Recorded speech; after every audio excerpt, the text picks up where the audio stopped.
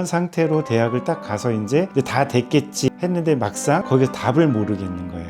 이렇게 무한 경쟁 속에 살아가다 보니까 제 인생이 엉망이 되면 어떡하지? 사실은 부모들이 자녀들에게 줘야 될 가장 큰 선물이 기독교 부모들의 교육 고민 함께 묻고 함께 듣는 시간 아인 라디오입니다. 네, 오늘의 주제는 아이에게 진짜 필요한 힘은 무엇인가? 라는 주제인데요. 서울대생의 70% 이상이 나는 내 삶을 선택하지 않았다라고 대답한 인터뷰가 되게 화제가 되고 있는데 여기서 성공은 했는데 살아갈 힘은 없는 세대라고 지금의 세대를 말하고 있어요. 그래서 이런 세대에 대해서 어떻게 생각하시는지? 이게 서울대생들의 문제라기보다는 그러니까 지금 우리 청년들이 그 무엇인가를 본인의 의지대로 선택해서 하는 힘들이 없다라는 그런 의미겠죠. 사실 서울대에 합격해도 그 기뻐하는 시간은 딱 한 달이라고 그러거든요. 한 달 지나면 다 똑같대. 자기가 왜 왔는지를 모르는가. 그러니까 공부할 이유와 또 여기에 왜 왔는지 그 이유들을 생각해 보지 못한 채 그냥 부모님들이나 또 사회적인 분위기에서 좋은 대학 가면은 내 삶이 잘 풀리겠지, 내가 성공하겠지 라고 가는데 막상 가도 별로 다를 게 없는 거예요. 이 말은 무슨 말이냐면은 결국 어릴 때부터 우리 아이들이 내가 그 살아가야 될 이유라든지 하고 싶은 거, 내가 무엇을 하고 싶지, 나는 뭐에 관심 있는 아이지, 뭘 잘하는 아이지, 이렇게 좀 자기가 관심 있는 것들을 찾아보고 그리고 그걸 해볼 수 있는 삶의 여유가 없었다라는 거예요. 얘네들이 초등학교 때부터 고등학교 졸업할 때까지 도대체 자기 인생을 한번 곰곰이 여유 있게 생각해 볼 시기가 없었다라는 거야. 그런 상태로 대학을 딱 가서 이제 다 됐겠지 했는데 막상 거기서 답을 모르겠는 거예요. 그러니까 그때부터 고민을 하는 거거든. 내가 왜 왔지? 나 뭐 때문에 공부를 해야 되는 거지? 그러다 보니까 그 좋은 그 우리가 그렇게 선망하는 대학 가서도 많은 학생들이 포기를 하거나 또는 심지어는 안타까운 일이지만 생을 달리하거나 그런 선택을 왜 해야겠냐라는 거예요. 이렇게 자기가 스스로 자기 삶들을 만들어가 본 경험이 없기 때문에 이런 문제가 생기는 게 아닐까? 이제 뭐 이게 뭐 전체 그 답이라기보다는 하나의 사회 현상의 단초겠죠. 나도 최근에 재미있는 이야기를 들었는데 요즘에는 이제 청년들이 군대를 가잖아요. 군대를 가면 부모님들이 중대장님들한테 전화를 해가지고 우리 아들 잘 있느냐, 또 어려운 일 맡기지 말아라, 뭐 어떻게 해달라, 지금 이런 어려움이 있으니 이렇게 해결해달라, 뭐 군대조차도 이런 정도라는 거야. 이 군대만 그런 게 아니라 회사나 이런 데도 무슨 일 있으면은 부모님들이 전화한다고 하잖아요. 자기가 주체적으로 주도적으로 삶을 살아갈 수 없는 그런 나이대 그런 행동들이라면 그나마 좀 이해를 하겠는데 이제 자기 삶을 완전 주도적으로 이끌어가야 될 청년들조차도 부모들이 그렇게 간섭해주고 또 관리해주고 제시해주고 이런 게 지금 우리의 시대의 현상이라는 거죠. 네, 제 친구가 대학원 다니면서 대학 조교를 하고 있는데 그 학부모님들이 대학에 너무 전화를 많이 하신다는 거.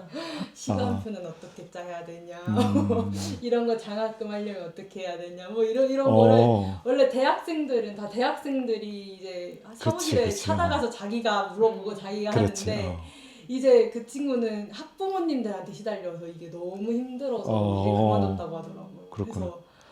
그래서 이게 진짜 세상이 달라지고 있구나. 또 최근에는 화두가 되고 있는 게 은둔 청소년들이라든지 은둔 청년들, 그렇게 오래 전에 나온 말이 아니고 최근에 나온 말들이거든요. 예를 들면 이제 직장 몇 번 도전을 했는데 안 돼. 그러면 나는 못한 애야, 나는 이걸 할 수 없는 애야 라는 그 실패감에 젖어서 도전할 의욕이 꺾인다는 거죠. 그러다 보면 그게 한 번, 두 번 되게 되면 아예 이제 집에 딱 들어 앉아서 밖에 나갈 생각조차도 하지 않는다는 거예요. 아예 외부 세계와 단절돼서 자기만의 고립된 세계에서 그냥 살게 된다는 거예요. 그리고 보통 우리가 은둔 인재 현상이라고 하는데 일본에서 시작했던 현상들이 우리나라에도 왔고 최근에 뭐 정확한 통계인지 모르겠지만 수만 명에서 수십만 명의 청년들이 그렇게 은둔 청년으로 고립되어 있거든요. 그리고 사회는 그런 거에 관심을 안 갖잖아. 그 오롯이 걔네들이 해결될 문제인데 그 친구들은 해결할 힘이 없어. 그리고 그런 걸 해본 경험도 없고 따뜻한 사회 속에서 격려받으면서 내가 실패했을 때 그걸 다시 내가 딛고 일어날 만한 그런 힘을 길러주지 않았거든요. 그리고 그 기회를 안 줘. 왜냐면 우리가 고등학교 때 계속 경쟁을 하면서 어떻게 하든지 내가 1등급, 2등급, 3등급 받아야지만 뭐 인서울 하고 이게 너무 우리가 경쟁소에서 이렇게 잘하다 보니까 내가 조금만 잘못해도 실패해도 나는 못하는 인생이야. 심지어는 1등급 있는 애도 또 나는 뭐 1등급 중에서도 몇 퍼 안에 들지 못하면 또 실패한. 이게 모든 사람들이 이렇게 피라미드 구조 속에서 어떻게든지 그 위로 이렇게 올라가는 그 맨 꼭대기에 사는 사람이 몇 명이나 되겠냐고요.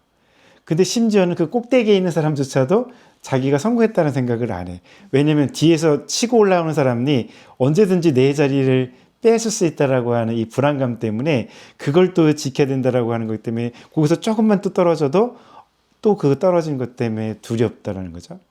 그러니까 이것들을 품어내고 그 실패했을 때 다시 회복할 수 있도록 사회가 품어냈으면은 다시 도전할 수가 있었겠죠. 보통 우리 그걸 회복 탄력성이라고도 부르는데 그렇게 자기가 스스로 어려움에 빠졌을 때 그거를 다시 이겨낸 경험들을 우리 사회가 허용하지 않는다라는 거예요. 가정에서도 학교에서도 심지어는 사회에 나오면 더 말할 것도 없고 이렇게 무한 경쟁 속에 살아가다 보니까 거기서 내가 뒤처졌다고 생각하면 불안하고 그러니까 그 불안이 극심해지니까 그게 정신병이나 그게 은둔 청년들이 아니면 또 다른 문제들로 그렇게 사회 현상들이 생기고 있다고 생각해요.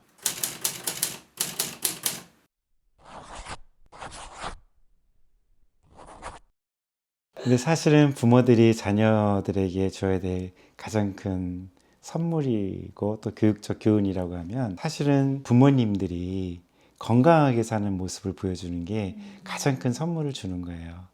요즘 안타깝게 이렇게 깨어진 가정이 많긴 하지만 그럼 어쩔 수 없는 사회 현상이긴 하지만 자녀들에게 줄 수 있는 거는 부모님들이 관계가 좋고 그 관계에 좋은 그 가정 속에서 자라게 해주면은 아이들은 자연스럽게 그 부모님들을 보면서 그 인성을 배우게 되는 거거든. 그러니까 부모님들이 백날 말해도 아이들은 그거 듣는 게 아니거든. 부모님이 하는 행동 하나, 부모님 옆에 집에 이렇게 챙겨준다든지 사랑을 베푼다든지 이런 거 보면 그 하나가 이미 이 아이 마음속에는 말은 안 하지만 쌓이는 거란 말이야. 그리고 사실은 그 관계도 관계고 두 번째는 부모님 스스로가 자기의 삶을 즐길 줄 알아야 돼요. 그러니까 우리 시대에는 그런 걸 잘 못했거든. 오로지 자식들에게 내가 다 희생하고 헌신해주면은 그게 가장 큰 사랑이라고 생각을 했어. 근데 사실은 그거는 사랑이 아니에요. 부담이 될 수 있어, 자식들은. 그 모습 보면서 자식들은 부담을 가질 수가 있거든. 근데 오히려 부모님들이 자기 인생을 즐기면은 그 즐기는 모습을 보면서 아이들은 거기서 더 많이 오히려 행복감을 느끼고 나도 결혼해야지 아니면 그러면 내 인생도 뭔가 멋진 인생이 되지 않을까 결혼을 하든 안 하든 나도 멋지게 인생을 살아볼 수 있겠다 살만한 인생이네 이런 걸 보여주려면은 부모님이 그걸 즐기지 않는데 아이들이 보겠냐고. 그러니까 이런 이제 그 삶의 여유들은 가정이 먼저 부모가 먼저 그 여유를 갖는 게 나는 더 중요한 게 아닌가 이런 생각을 해봐요. 그래야지 어떤 여유가 생기냐면 기다려줄 수가 있어. 자녀들이 한번 어릴 때 생각해 보세요. 어릴 때는 얼마나 예뻐. 얘네들이 커가고 유치원 가고 이제 초등학교 들어가면 점점 이제 옆에 집 아이들과 비교하고 이 딸과 비교하면서 얘가 몇 등을 했니 몇 점을 받아왔니 얘는 무슨 상을 받았느니 얘는 뭐 반장을 하느니 자꾸만 그 비교하는 거는 자기 자신에게 여유가 없기 때문에 그런 거거든요. 불안한 거거든요. 내가 이렇게 키우면 제가 잘 될 수 있을까? 제가 나중에 고생하는 거 아닐까? 제 인생이 엉망이 되면 어떡하지? 내가 부모로서 내가 좀 무책임하면 어떻게 하지? 제가 잘 돼야지 내가 부모로서 책임 있는 거 아닌가? 이런 조급함들이 있다 보니까 자꾸만 그걸 아이에게서 어떻지 다른 아이들보다 조금이라도 더 해서 뭐 영어 유치원도 보내고 뭐 학원도 보내고 이렇게 해서 조금이라도 더 좋은 대학을 보내야지 그 부모로서 내가 책임을 하는 거 다 아냐? 내가 사랑을 다할 수 있는 거 아니야? 이렇게 생각하지만 근데 정작 더 필요한 거는 기다려주는 거거든요. 왜냐면 아이들이 자라는 속도들이 다른데 걔네들은 다 그리고 재능도 다르고 갖고 있는 그 지능도 다 다르고 하고 싶은 것도 다 다른 애를 갖다가 학교는 공부 성적을 위주로 해서만 평가를 하고 있는 곳에 가서 그걸로 다 그걸 못한다고 해서 또는 그게 좀 더디게 간다라고 해서 조급하게 막 쪼이면은 더 못하는 거거든요. 불안해가지고. 근데 오히려 부모가 여유를 가지고 괜찮아. 네가 때가 되면 네가 잘할 수 있는 것들을 하게 될 거야. 그냥 걱정하지 마. 그리고 지금 네가 잘할 수 있는 거, 네가 좋아하는 거 지금 해. 그 속도대로 네가 하다 보면은 점점 잘하게 될 테니까 걱정하지 말고 네가 재미있게 해라. 이렇게 오히려 그렇게 한마디 해주는 게 훨씬 더 힘이 되거든요, 사실. 그리고 걔를 믿어줘야 되는 거지. 내 자식을 믿어줘야지. 지금 좀 못한다고 해서 막 걔를 구박하는 게 아니라 그냥 잘 믿어주고 격려해주고 기다려주는 거예요. 기다리는 게 굉장히 힘들거든, 사실은. 부모가 자식 기다려주는 거 진짜 힘들어요. 부모 대봐야 알아, 그거는. 근데 힘들지만 그걸 해내야지 그게 진짜 자녀를 사랑하는 거야. 그래서 잘 기다려주는 아이들은 울타리만 대주는 거지, 부모가. 기다린다고 해서 무관심하라는 소리가 아니거든. 촉각은 자녀에게 가 있지만 그거를 막 걔를 뭐 이렇게 막 부모가 대신 선생님 찾아주고 막 이렇게 해가지고 막 하는 게 아니고 걔가 그걸 찾아갈 수 있도록 최소한의 도움만 해주면은 지가 그렇게 해서 저절로 이제 조금씩 힘이 생기면은 어느 순간부터는 그 속도가 팍팍 올라가는 거예요. 그게 진짜 사실은 자녀를 잘 키우는 방법이거든. 이제 우리가 보통 대학을 통해서 예를 많이 드는데 사실 그건 이미 뒤떨어진 이야기들이고 뒤떨어진 예화들이라고 나는 생각을 해요. 지금 이 시대에는 너무 빨리 변하고 있기 때문에 이 시대에 맞게 우리 아이를 바라보는 시각이 이제 바뀌는 것도 부모로서 굉장히 중요한 일이 아닐까? 지금 당신의 질문이 다음 세대를 바꿉니다. 다음 시간에 또 함께 이야기해요.